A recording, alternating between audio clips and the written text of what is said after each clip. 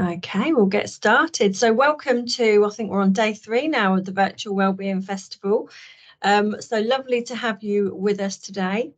So I've been wanting to talk about this. Well, I talk about this all the time, but I'm really looking forward to this session around menstrual myth busting. My name's Dawn West. I'm going to be your host today, handing you over to Jazz in 1 second, and Louise will be in the background just monitoring the chat box on our behalf as well. Just to go through a little bit of housekeeping with you, the session is being recorded, so our colleagues that aren't able to join the call today can catch up a little bit like on demand a little bit later on. Your mics have all been disabled, and that is to minimise any background noise because the session is being recorded. We will undisable your microphones at the end of the session to give you the opportunity to ask any questions. But please feel free throughout the session, if you do have a question, pop it into the chat box and we can ask it on your behalf at the end, or you can raise your hand and you can ask it yourself as well. And you can see the 3 dots at the top of your screen. If you are hard of hearing and you do need the transcript option, that is where you can activate it. So I've got great pleasure of being able to hand over to Jazz Tribe, who is a workshop facilitator for Bloody Good Period. So I'm going to hand over to you now, and I hope that everybody enjoys the session. Thank you, Dawn. Let me just get my screen up for sharing. Can everybody see that? Yeah? Amazing. So as Dawn said, my name's Jazz and I am a facilitator for Bloody Good Periods, Bloody Good Employers session program. And we also have Amina on the call today, who also works for Bloody Good Period, here for kind of tech and additional support. So we're going to be focusing on menstrual and menopause myth busting for the workplace today. But I hear you have done a few menopause sessions recently, so I will hone in on the menstrual myth busting aspect of this. So who are Bloody Good Period? Bloody Good Period is a charity that fights for menstrual equity and the rights of all people who bleed. So at Bloody Good Period, we believe that no one should be at a disadvantage just because they menstruate. And Bloody Good Period work to provide period products for those who can't afford them. They provide menstrual education to those less likely to access it. And we help everybody talk about periods more. So Bloody Good Employers is one of Bloody Good Period's programs, and it has been created out of a piece of research which Bloody Good Period conducted with over 3,000 respondents, both employers and employees, to really try and unpick how periods and menopause affect people in the workplace, but also to use that research to demonstrate all of the positive opportunities that there are to improve people's experience in the workplace. So research found that there are 4 kind of major gaps, I guess, when it comes to menstrual support in the workplace. But as a result, these are also the 4 major opportunities that there are to make really positive changes in culture, comms, and policy in the workplace, so that people who menstruate and people who are going through menopause feel more comfortable and valued at work. So just to be really clear, this session is a taster. The Bloody Good Employers program is actually a phased program which can happen over between kind of 6 months and 1.5 years, depending on the capacity and the resource of an organisation. And it really dives into how to create organisational change within an organisation or business. But this is a taster session focused on menstrual myth busting. We've got an hour together today. We also do taster sessions on things like period products and how to implement free period products in the workplace, as well as things like the impact of the menstrual cycle on the workplace and people's kind of work schedules. So thank you, Dawn, for already doing most of the housekeeping. I just had one more thing to add, and this was the kind of guidelines that we wanted to lay out at the beginning of the session around how we interact with each other. They're all pretty obvious, but it's good to just get these clear at the beginning. So of course, we want to respect each other. We want this space to be a kind of confidential space for you. And obviously there is the group that's here live, and there is a group of people who will watch this as a recording. But amongst the people who attend this workshop in one way or another, we want to keep this space confidential. And that's because we are talking about a topic which can raise, personal stories, personal experiences that some people might want to keep private. So we want to honour that. We also recommend always speaking from the I, and by that we mean don't talk about, we as a group, because again, everybody's experience with menstruation or with menopause is completely unique. So we don't make any assumptions about other people's experiences. Please be open to new ideas, new ways of thinking. This is a topic which is absolutely shrouded with myths and stigma. So today we're trying to kind of unpick those, and that might slightly challenge some stories or ways of thinking that you've had from before. That's kind of expected, so just being open to that. As Dawn said, questions are great. We're not expecting you to have any kind of baseline level of knowledge on this. It might be that some people were never taught about this at school and haven't heard much about it since, and it might be that others had a great education or, have found out loads about it as an adult. So we're not expecting anything. You can ask any questions that you like, but as Dawn said, if it's a question that you need to unmute yourself for, please do wait until the end. Any other questions, pop them in the chat and I'll be checking every now and again so I can answer them then. So today we're hoping to give you an understanding of the basics of menstruation and menopause, which I imagine is already quite strong amongst your team. An introduction to menstrual shame and stigma. We're going to do some myth busting around the common myths by looking at common and kind of popular depictions of periods and menopause in advertising in particular. We're also going to look at other kind of menstrual and menopause practices from other cultures, and start thinking about how the workplace can be more inclusive for people who menstruate or go through the menopause. We're hoping that you'll all learn something new, and as I said, that you might question certain truths that you hold, and that you'll all have a better awareness of menstrual and menopausal stigma and taboos. So just wanted to start with a very quick check-in. I don't know if any of you have seen Turning Red. This was the first Disney film to kind of breach the topic of periods, and it's only from, I think, 2022. I think it's super recent. But I'd love to just know if you could put a letter in the chat to say how you're feeling. A, B, C, D, or E. What is the theme of this session kind of bringing up for you?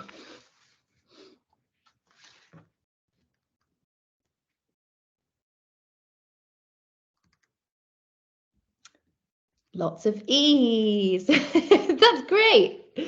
I'm glad to hear that.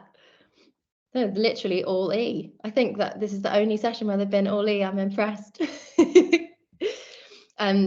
Yes, I imagine your team is one of the organizations I've spoken to which talks about periods the most.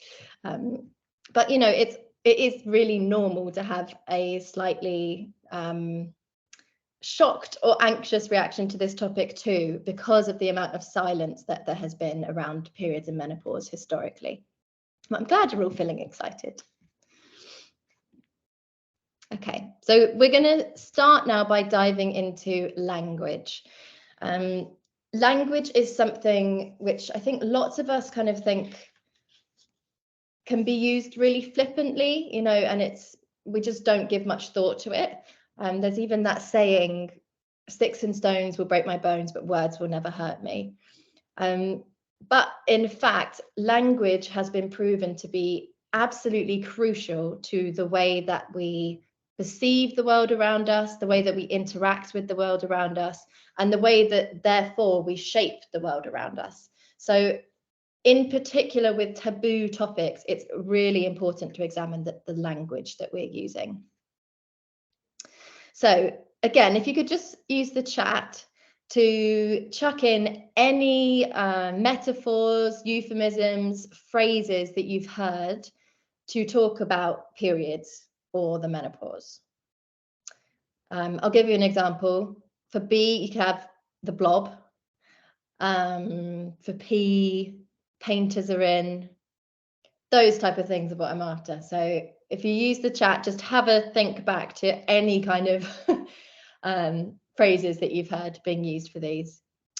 Decorators are in, yeah.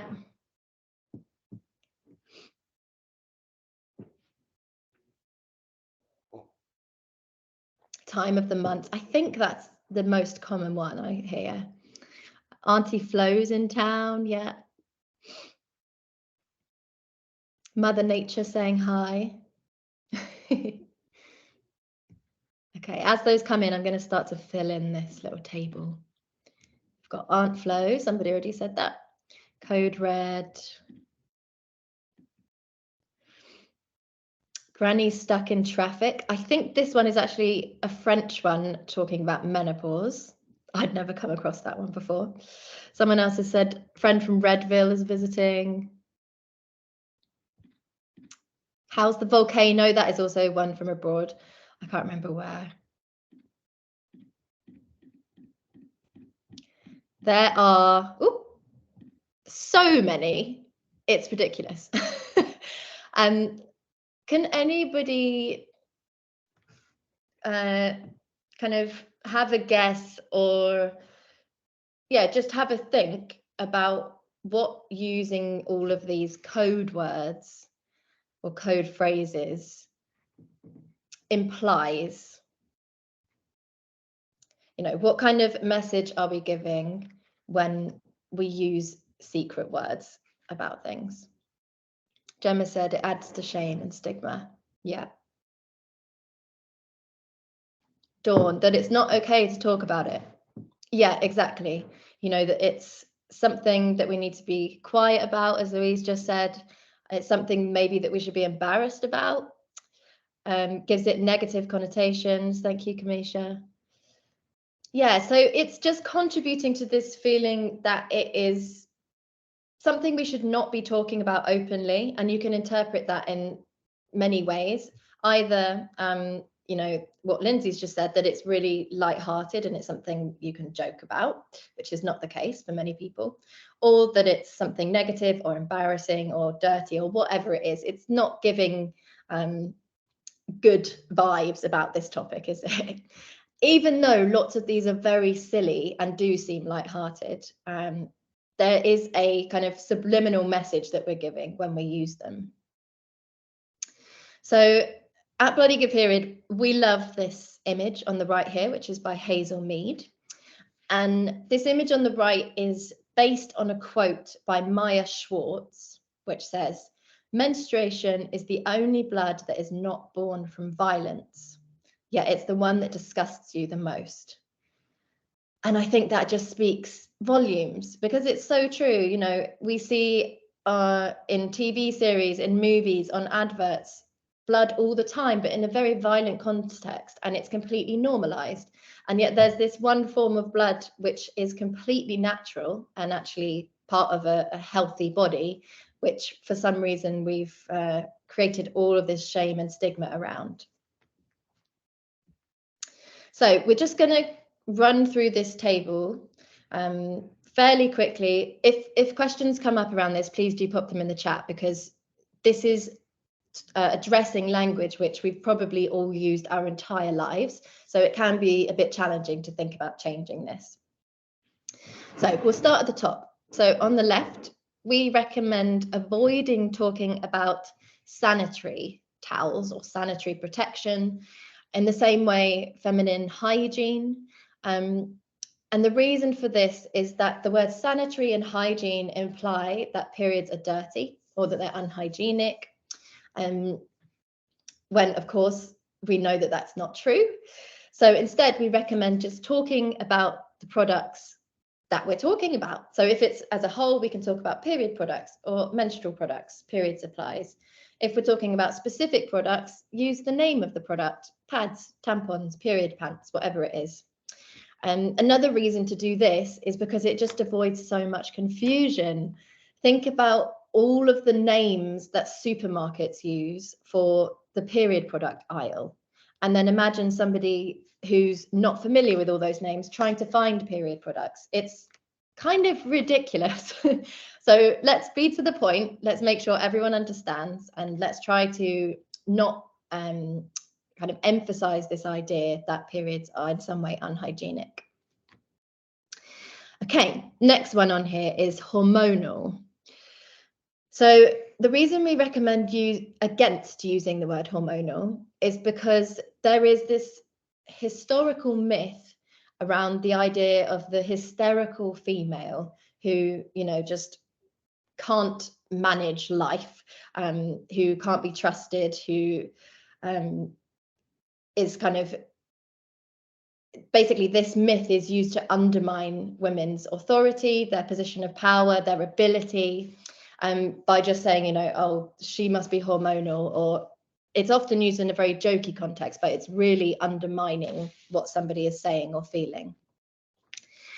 What we recommend saying instead is, again, being more to the point. So I'm not feeling great today, or I'm at this part of my cycle. You know, you might say I'm premenstrual, and therefore I want to work in my bed, or whatever.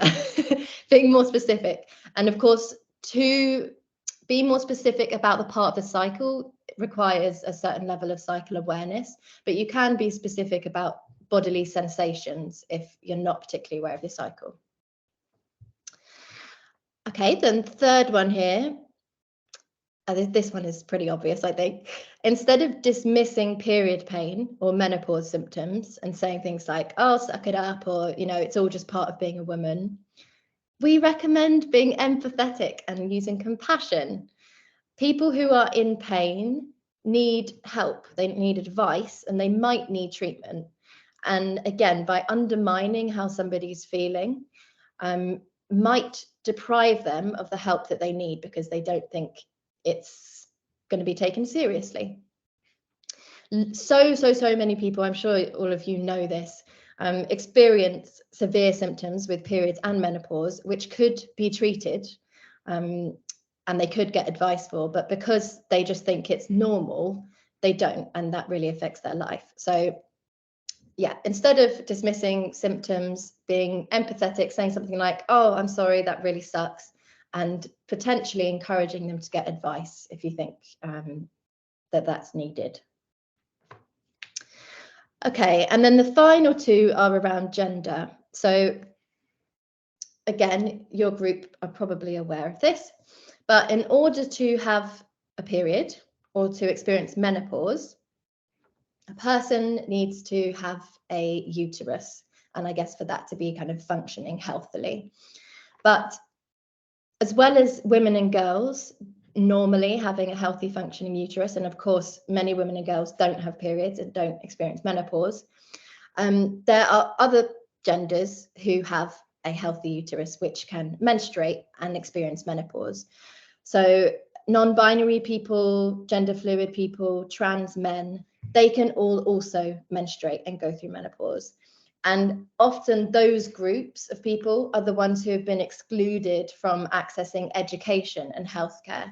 So Bloody Good Period really recommends that we are kind of, again, accurate about who we're talking about and inclusive and representative so that everyone who needs care can access it. And then finally, for a similar reason, instead of only talking to women when we talk about periods and menopause, we think we should be talking to everybody, because everybody needs to know about periods and menopause.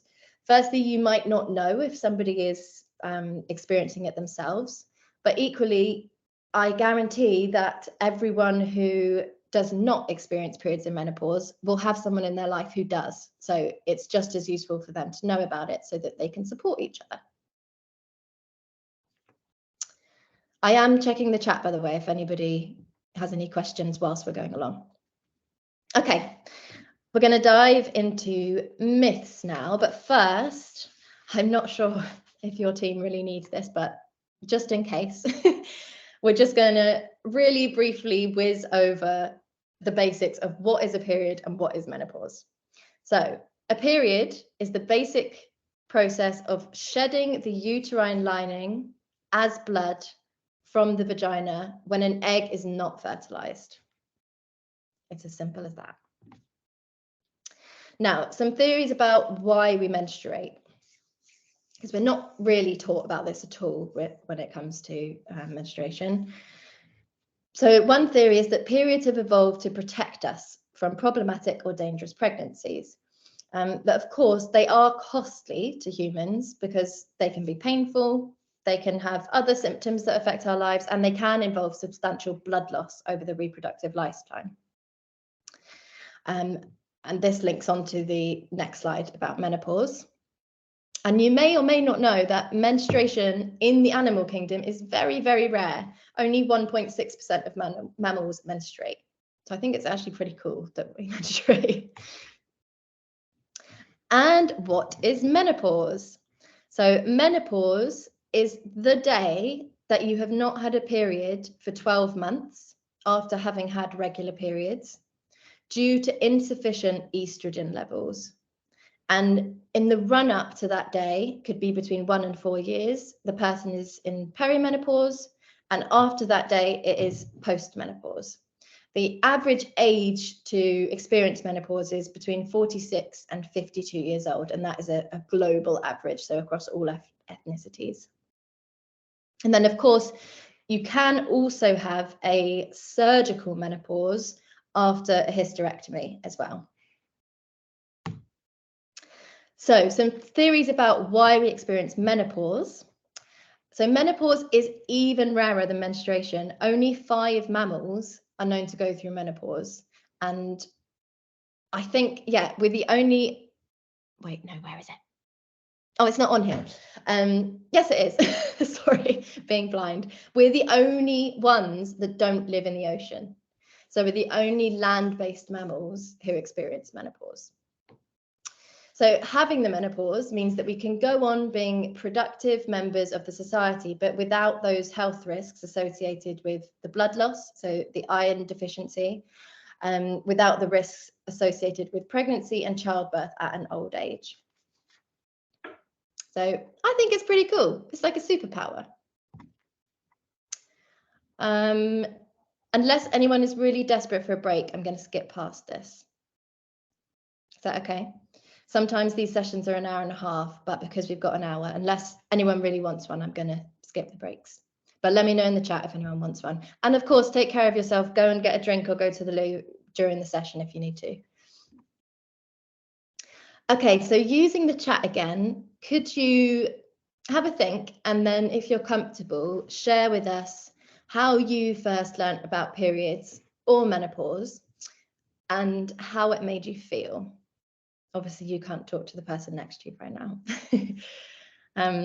But yeah, try and throw back to whenever that was, when you first learnt about periods or menopause, which is relevant to you, and think about how it made you feel. And if you're comfortable, would love to hear your stories in the chat.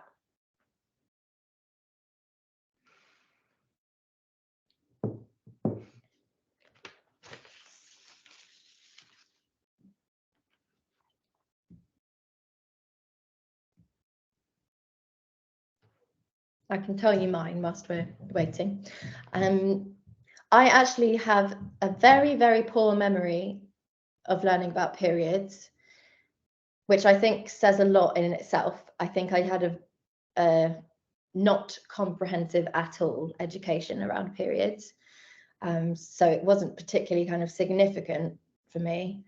But I do remember a tampon lady coming into school and showing us tampons and pads. Those were definitely the only products that they showed us. And again, it was just one, I think it was maybe an hour or 2 hours. It was very short, and then it was never spoken about again. So my education on this topic at school was very brief. Louisa said, we learnt a little at school, but mostly I remember my mum talking to us about it when my older sister got her period. I remember my dad awkwardly telling us my mum was going through menopause, but it was very vague. I've only really heard about menopause during my time at NHFT. Awesome. So that's come from family dialogue. And that again can be really mixed experience. I've heard a lot of people saying, you know, somebody just left a box of pads on my bed. They just appeared and that was everything they ever heard from home. So it's nice to hear that you did get some information about that from your family. Then we have felt very uneasy and anxious at school when I first found out. Also why I had to get it every month. Also felt, why do I have to get it every month? Okay, yeah. This is another thing, right? If the people talking to us about periods, which is often teachers, but also sometimes parents, can also be a doctor or a friend, and come from so many different sources. Whoever is giving the information can pass on so much bias or fear or embarrassment or whatever it is. And generally, if you have a teacher, say, who is actually really relaxed about the whole thing and really open, then that's what the kid will hold on to. And they will probably have that attitude moving forward. Whereas if the teacher is super embarrassed and, you know, really cringed out from having to talk about it, then the kid will hold on to that. Lady came into middle school to speak to all girls in year 7, and she did this weird walk to help reduce stomach ache. Okay, interesting. Trying to give you a coping strategy, although it sounds like you're maybe just a bit perplexed by that. Then we have, when I saw the dark brown stain on my underwear and my older cousin said I was becoming a woman. Okay, yeah, I hear lots of this as well. The first time hearing about periods is actually when it happens, and that can be quite scary if you don't have any information. I'm glad you had someone to talk about it with. I'm one of 3 sisters, so we've always talked. I now have 3 nieces and we openly talk about it around them to normalize it. Love that. Really glad to hear that. Okay, so as you can hear, we've all got different experiences with this. And our kind of learning around this topic isn't just from school, it's not just from family, it's kind of all around us in different forms. So I don't know if any of you have seen the, I can't actually remember what it was called, but Davina's program on menopause in the last couple of years. That was a kind of great exploration into the topic of menopause. But other than that, menopause has really, really rarely been spoken about in TV and films. I'm not sure if I can think of any other examples. Maybe some of you have some other examples where you've heard it on TV. Of course, we are bombarded with adverts all the time, and that does not exclude period product adverts. And then we also hear about it in a kind of activism setting as well when it comes to period poverty. So we're going to dive into some adverts now and looking at the kind of common themes in historic adverts and what taboos and myths those might exacerbate. So what does this advert, what message does this advert give out? I don't think I need to explain what's going on. In case it's not obvious, why are they using blue liquid in this advert? What message is this giving?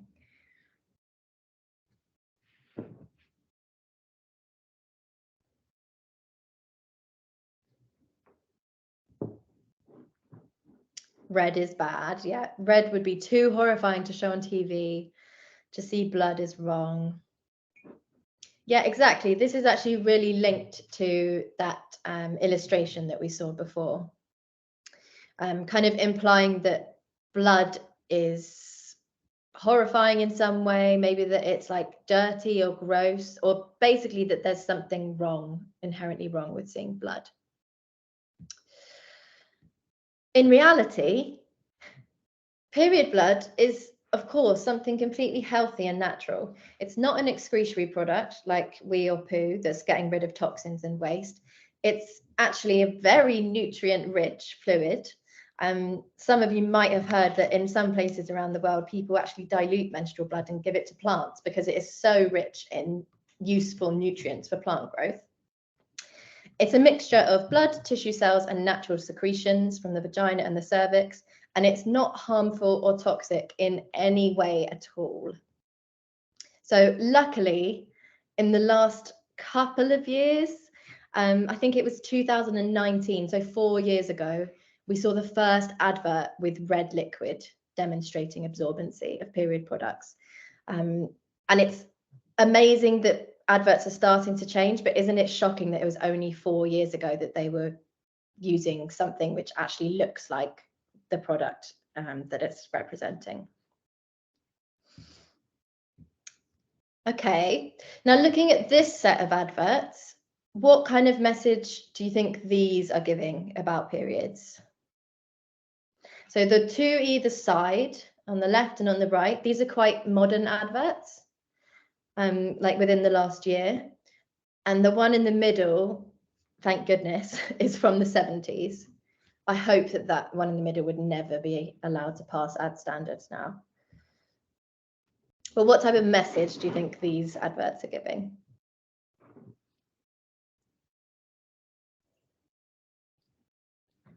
Yeah, the middle one is truly shocking. Okay, Gemma said the woman on the right is having too much of a good time for being on her period. It's unrealistic. Yeah, she looks well happy, doesn't she? And of course, some people actually do feel fine on their period, but this is a very common theme that pretty much all adverts show people looking so happy, kind of implying that if you use their products, you're going to be really happy, which I think is a bit sinister. Just the word fishy. Yeah, periods smell and that they leak. Yeah, so there's a big implication here that period blood is smelly, right? So the middle one is like just right in your face with that message.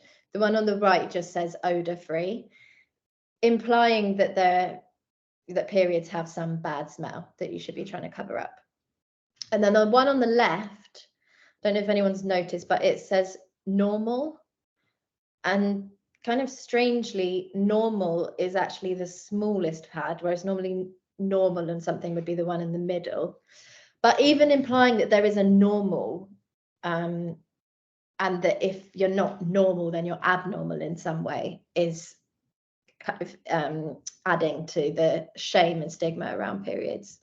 There's obviously a kind of a healthy variety, and then outside of those healthy varieties, healthy kind of diversity in periods are things that you might want to talk to a GP about, but there's not really such thing as normal, and I'm not sure why, again, why normal is the lowest flow. So in reality, but period blood does not smell, especially does not smell bad. In a healthy person, period blood doesn't smell.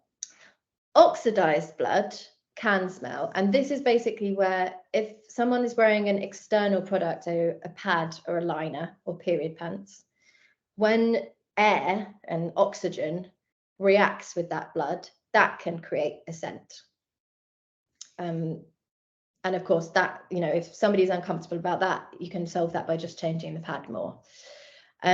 Equally, fragrance products, so it's generally pads and liners which are fragranced, are designed to supposedly reduce this bad smell which comes from periods, but actually the fragrances themselves, the chemicals in them, can interrupt the kind of balance of good and bad bacteria. It can interrupt the pH levels of the vagina, and then that can lead to vaginal infections, which actually do cause a smell.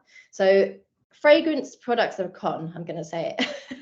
Totally against fragrance products. They're unnecessary and they can make the problem worse. Again, if somebody does have a period which is smelling bad, that's not something to try and cover up with fragrances. That's something to talk to a healthcare professional about, because there might be a reason for that. Okay. Now, what about these adverts? Let's have a look at who is being depicted in these adverts. What kind of message is this giving around periods?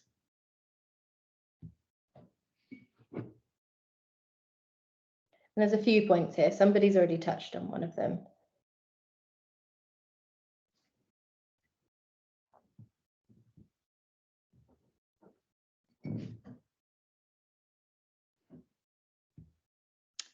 They're all teenagers. Yes. Yes. So firstly, they're all young. You would never know that you could have your period up to the age of 52. Susan said, only white people have periods. Yeah, exactly. You have to be young and white, and as Gemma said, pretty as well. So historically, period product advertising has only shown one type of person in their adverts. And of course, this is just completely inaccurate. And it's also very damaging because often the people who struggle most in terms of accessing education or accessing products or accessing healthcare are not the people pictured here. So we need to make sure that adverts are really representing everyone so that everyone feels part of this conversation. And as we touched on earlier when we spoke about language, anyone with the uterus can menstruate.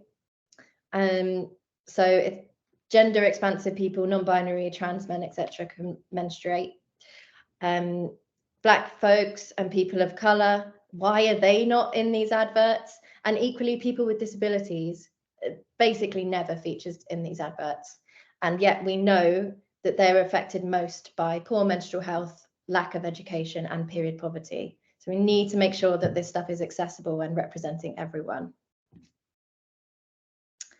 Okay, final period advert.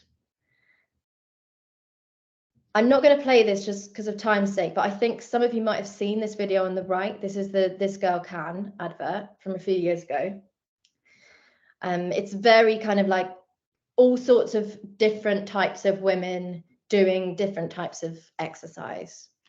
Some pretty cool, like hardcore people in this video, but a big variety of women. And what do you think the message is that these adverts are giving out? There's a bit of positive and a bit of negative with these ones, I have to say. These are more recent ones.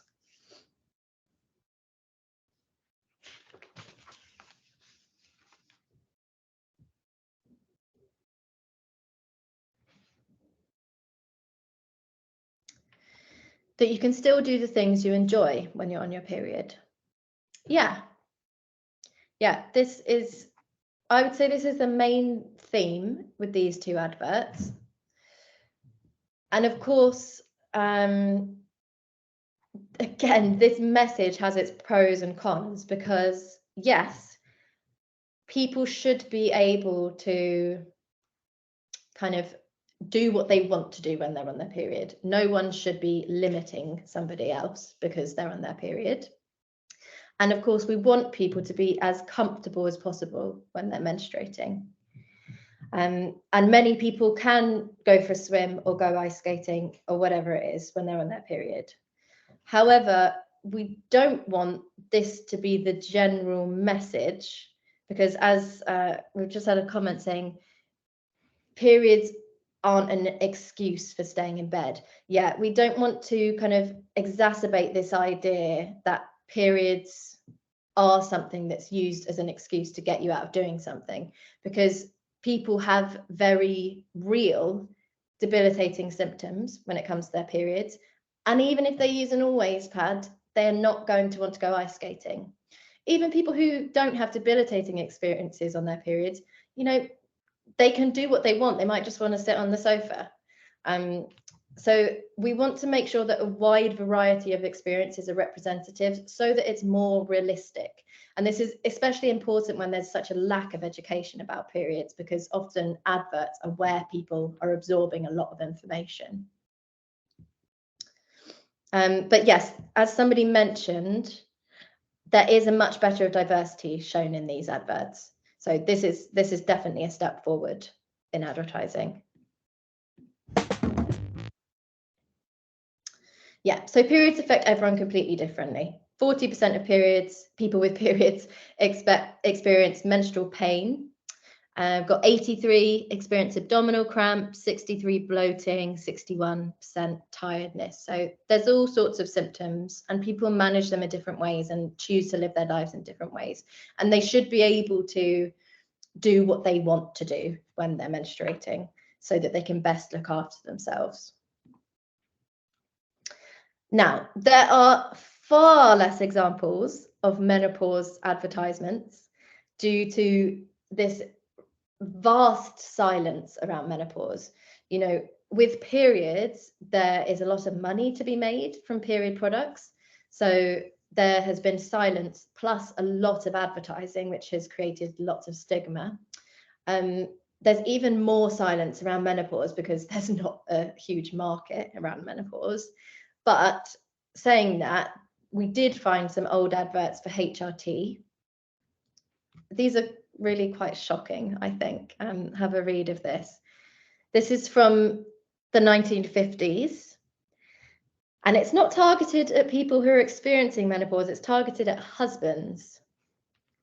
So this advert is saying, the physician who puts a woman on Premarin when she is suffering from the menopause usually makes her pleasant to live with once again.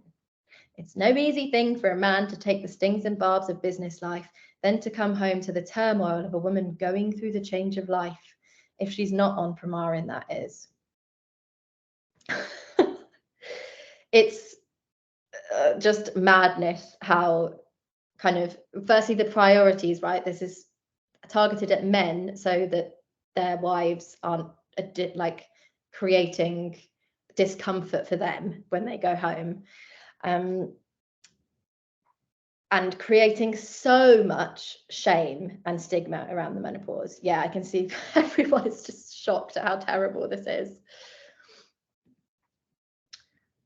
We've just got one more of these. This is from a book called Feminine Forever, of course, written by a man. I don't know if you'll be able to read it. Well, read the quote on the slide. So, many physicians simply refuse to recognize menopause for what it is, a serious, painful disease. But with HRT, a woman's breasts and genital organs will not shrivel. She will be much more pleasant to live with and will not become dull and unattractive.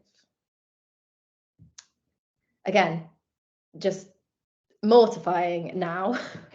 And as before, this is not targeted at the people who are experiencing menopause. It's not trying to alleviate symptoms for people and, you know, telling them your life can be better, you can be more comfortable. This is targeting it at men to make them think that if their wives get this, then they'll be more attractive. They'll be fully sexed, as it says on the screenshot of the book, and just more pleasant to live with. So truly terrible. And you can really see how this just contributes so much to the story around menopause now and why there's so much silence. Even this idea of menopause as a disease is still quite pervasive in the narrative now around menopause. So of course, we should be having compassion towards those managing menopause symptoms. The idea that menopause makes people difficult to be around is completely rooted in sexism, and it's used to undermine and diminish women's abilities and to limit their contributions and what they're allowed to do in society. And this ties back to what we spoke about earlier, this historical myth of the hysterical female who is just somehow incompetent because they have a womb. So, of course, people who go through the menopause sometimes experience mood changes, irritability, anxiety, low mood, and these can be due to menopause, but they can also just be due to age. Some of these things happen to all sexes, regardless of menopause, and it can be linked to other external factors as well, like stress. And the body is undergoing a huge physical change. It's similar to the kind of changes or the amount of changes that happen at puberty. So some irritability and fatigue is to be expected. expected. And sometimes it can be a flag that actually the rest of someone's life is demanding too much of them if they are not able to balance those things. But because of the patriarchal setup in our society, it is very common that too much is demanded of folks who might experience menopause. So we need to kind of have a rebalancing there. Most people going through menopause don't experience debilitating symptoms that significantly disrupt daily life or work life. And some people even find it liberating. And of course, there's a huge variety of experiences there. Common symptoms include hot flushes / fever, dry vagina, loss of bone density, changes in typical menstrual cycle length. And it's really important to know those symptoms so that anyone who is finding themselves debilitated as a result can access the advice and support that they need. And it's important that we know them in a workplace so that we can create a supportive and inclusive environment. Now, I have a nice advert to watch, finally. I don't know if anyone's seen this before. I also don't know if this sounds... This is a story about hormones and how they changed my life. I used to feel like myself all of the time. Now it's like someone else's body's been stuffed inside my skin. Was it my mother's job to prepare me for this? If so, add that to the growing list of things I resent.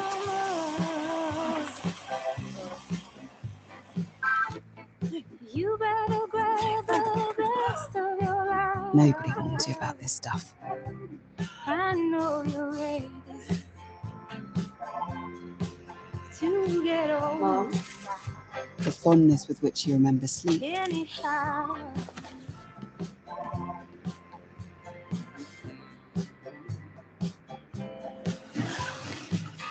The occasional pelvic floor betrayals.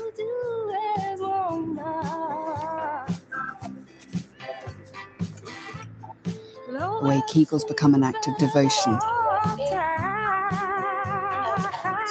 Where do you find yourself feeling wrong? It's like shedding a skin, but sweatier and with more expletives.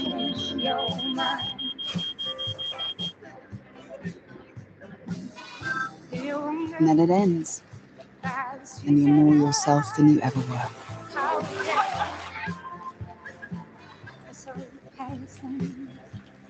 Mum, what's the menopause like? Okay, there we go. So we've come a long way when it comes to advertising. And I mean, you could argue still with that advert that it may be reinforcing some ideas around kind of being slightly incompetent, things like burning the food and, you know, just not being able to get things quite right. But it's certainly breaching the topic in a really open way. It's not being totally negative, and it's nice to have that relationship with the daughter and the mum talking about it. So it's come a long way. Of course, advertising alone is not going to change everyone's kind of internal thoughts and feelings around these topics. And that is why education is so important. But it's good to see these things shifting over the years. Okay. And again, these are some more recent period product adverts. It's generally the small brands and often like the more environmentally conscious brands who are much better at doing progressive advertising. And you can see here we've got a much wider age range of people reflected. We've got a wider range of ethnicities reflected. The advert in the bottom was the first one to have a trans male represented. So yeah, things are moving forward, which is great to see. And we just want to mention here that all of this stuff that we're talking about is in no way intended to like make you feel bad or think you've done something wrong in the past. We all have these kind of negative ideas and beliefs around menstruation and menopause because we've been infiltrated by advertising and films and TVs and things that friends told us and things we heard in school. It's a societal problem. It's a big scale problem, but we really believe that collectively we can solve this problem and change the narrative around menstruation and menopause as long as we lean in and do this work together. So a big up to all of you for coming to this session today, and also to the other sessions that you've been doing around menopause. Okay, I'm going to skip the break, but as I said earlier, if you need to go to the loo or get a drink or anything, then do it. You can catch up on the recording. Okay, so jumping into stigma now. Cultural messages reinforce certain narratives that we have around menstruation, such as periods being dirty, something to be kept secret, or a process that makes people who menstruate lesser. And this reinforces this stigma, this reinforced stigma permeates every part of our society, and it truly does impact health, social standing, self-worth, education, employment, and the safety of people who menstruate and experience menopause. So I'm just going to give you 1 minute now because there's another little section I want to go through before we finish up. But just having a minute to think about this question. A minute is definitely too short, so you could also write it down and then think about it after the session. And this is in no way to create any blame about your workforce, because as I just said, this is a big picture problem, and we all kind of reinforce these things accidentally because of the influences we've had. So just thinking about any ways that the workplace might accidentally be reinforcing messages around that kind of tie into stigma and shame. And I don't think, it sounds like your workplace is not somewhere which is silent about this, which is great. But sometimes we have people saying, well, they don't contribute to this at all because they just don't say anything. But actually, the silence around the topic, of course, does contribute to the shame around periods and menopause as well. Okay, I'm going to skip past this, but I do recommend coming back to it, either individually to reflect on and maybe feedback, or as a group afterwards.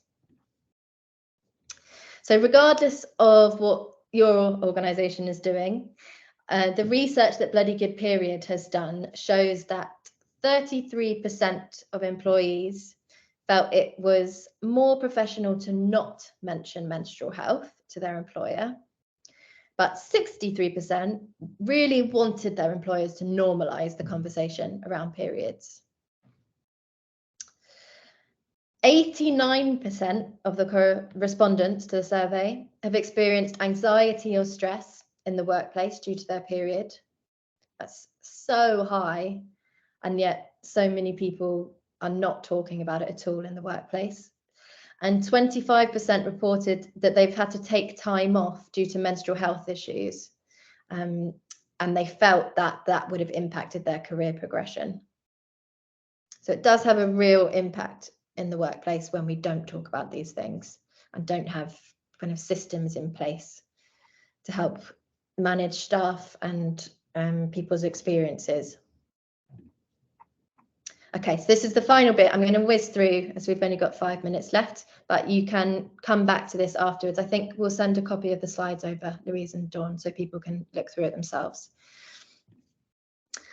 So you've probably seen images like this before. This is generally how the UK depicts period poverty, and period poverty is defined as either a lack of access to period products, a lack of access to sanitation facilities, so like toilet and hand washing and toilet paper. Or period poverty can also be a lack of access to period education. So it is broader than lots of us realise often. And we are kind of bombarded with negative images like this of people from the global majority, often in the global south, and in humanitarian contexts. Now, when we only see period poverty being discussed through this narrative, firstly, it can play into the kind of white saviorism, but also it can prevent people from realizing and acknowledging that there is period poverty in this country now, and from taking action at home to alleviate period poverty here in the UK. Also, we rarely understand that pre-colonization, there were many, many cultures around the world which had really positive ideologies and beliefs around menstruation and around menopause. And yeah, it was colonization, capitalism, and patriarchy, which has kind of turned that on its head. So where lots of cultures saw menstruation as sacred and they saw menopause as something really powerful, they've now switched to similar to what we have here, where those things are dirty and embarrassing and not spoken about or addressed.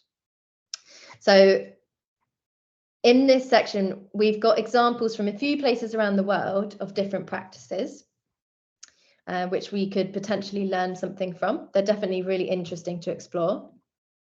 So I'm just going to pick a couple now to whiz through, just so you can get a taste. So let's look at...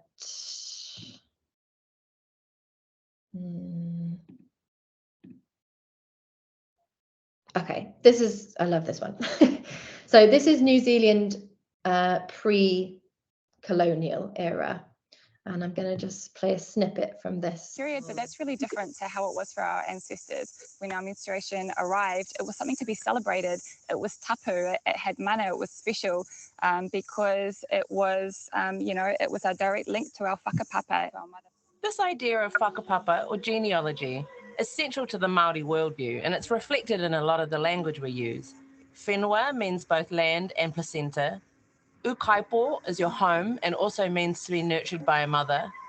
Whānau is to be born and is the name for your extended family too.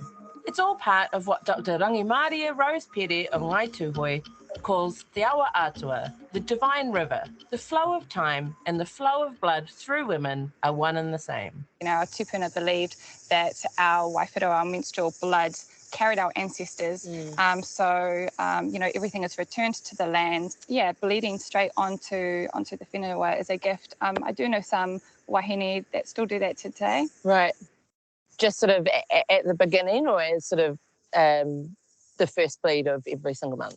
When they feel the need. Yeah, Maybe it sure. might be during the full moon, if it aligned. Yeah, cool. Do you want to do it? Kind of. Okay, there's a nice little example about New Zealand. And then we've got one. Period. Let's look at this one from Japan. So in Japan, menopause is looked upon as a natural life stage. And the very word for menopause, konenki, means renewal, season, and energy. So menopause in Japan is kind of framed as the second spring of somebody's life. And this is current, this is not historical, this is now. And it's really interesting because what is theorized to be as a result of this completely different framing is that people who experience menopause in Japan have far less symptoms than people in the Western world, where we are, where the topic is much more shrouded in shame and stigma. So in Japanese, there is not a word for hot flushes, which is interesting because people just don't experience it in the same way in Japan. So I think this is a really good example of how language and framing can actually affect people's real life experience of something.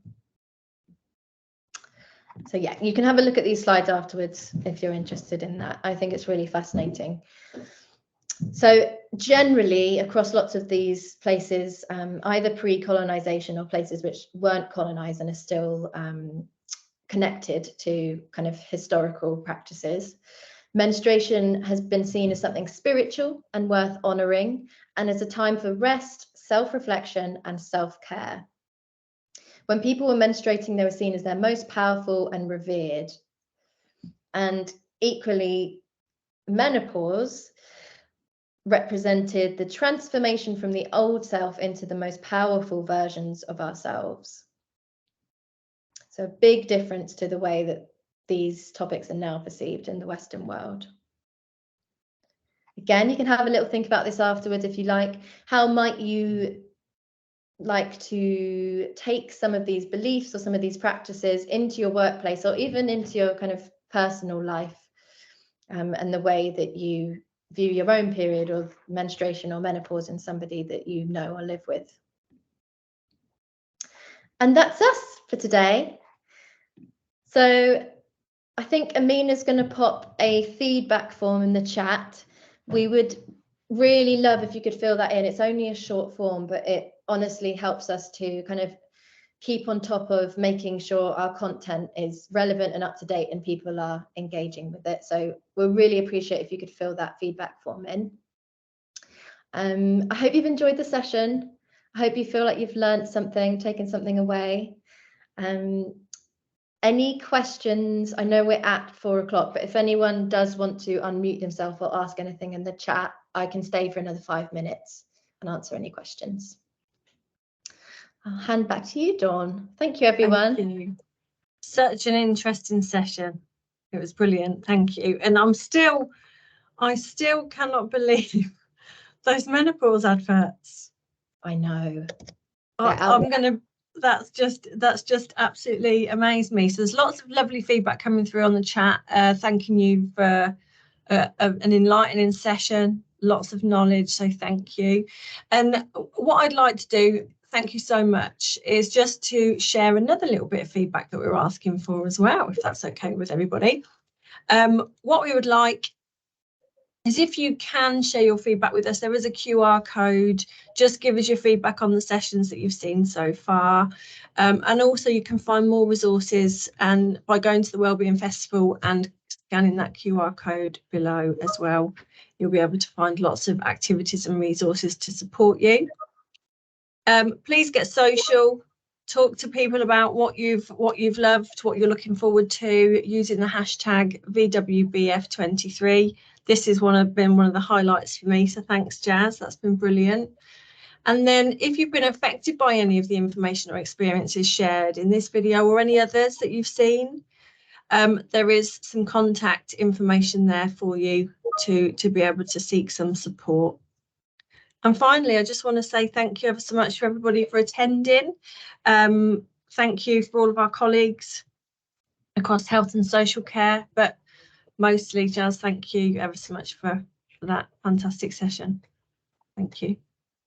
Thank you so much. Enjoy the rest of your Wellbeing Festival. It sounds amazing. Thank you.